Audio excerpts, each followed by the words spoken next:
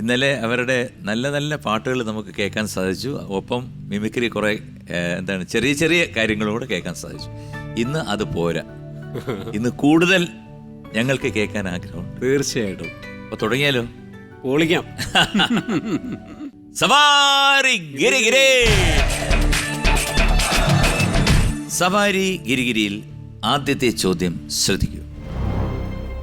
രാവണപ്രഭു എന്ന സിനിമയിൽ ഇന്നത്തെ ഒരു പ്രമുഖ സംവിധായകൻ അഭിനയിച്ചിട്ടുണ്ട്. ആരാണത്? A Lal Jose, B Nadir Shah, C Johny Antony. ഇത് നമുക്ക് വളരെ എന്താ പറയുക, വളരെ അടുത്ത നമ്മളൊരു ജ്യേഷ്ഠ തുല്യനായി കാണുന്ന ഒരു ആളായതുകൊണ്ട് നമുക്ക് ഓപ്ഷൻസിന്റെ പോലും ആവശ്യമില്ലായിരുന്നു. ഇല്ല. നാർഷിക. B Nadir Shah. നാദിർ ഷയെ ഞാൻ എടുത്തിട്ടൊന്ന് പൂട്ടി വെച്ചിരിക്കുക. ശരിക്കും പൂട്ടിയിരിക്കുക. എനിക്ക് കുറച്ച് കാര്യങ്ങൾ ചോദിക്കണം. അപ്പൊ നമുക്കൊരു സംവിധായകന്റെ പാട്ട് കേട്ടാലോ? തീർച്ചയായിട്ടും. നമ്മൾ ആരാണ്? അപ്പൊ നാദർഷയ്ക്ക് ഇപ്പൊ പൂട്ടി വെച്ചിരിക്കണല്ലോ. അപ്പൊ അത് കാരണം ഇക്ക അവിടെ ഇരിക്കട്ടെ.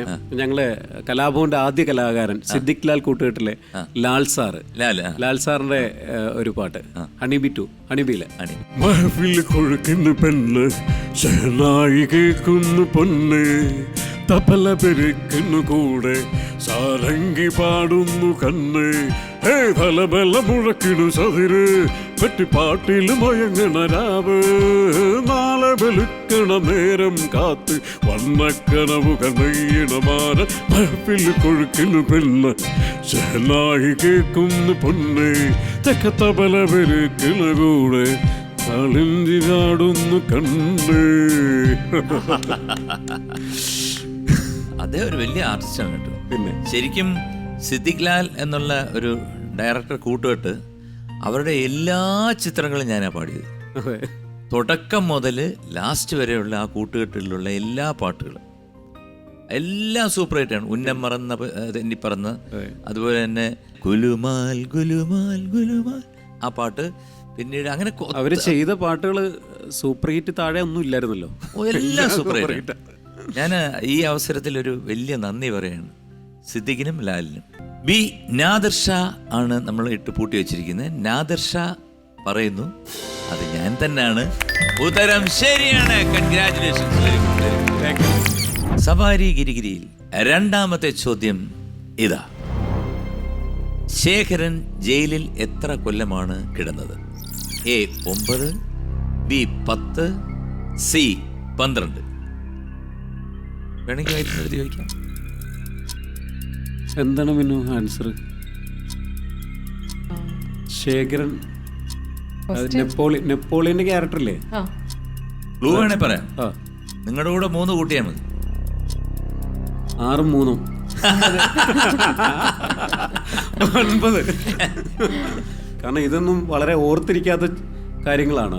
ഈ വർഷമൊക്കെ 9 സാറേ? 9. നമുക്ക് പൂട്ടി നോക്കാം. എ 9 ഞാൻ എടുത്തു വെച്ച് പൂട്ടിയിരിക്കുകയാണ്. ഞാൻ കറക്റ്റായിട്ട് ഓർത്ത് പറഞ്ഞില്ലേ 6 3 9. തെറ്റാതിരിക്കാം. എന്തായാലും അത് ശരിയാകാൻ വേണ്ടി നിങ്ങൾ രണ്ടുപേരും കൂടെ ഒരു പാട്ട് പാടിയത്. തീർച്ചയായിട്ടും. ഓക്കെ. சின்ன புள்ள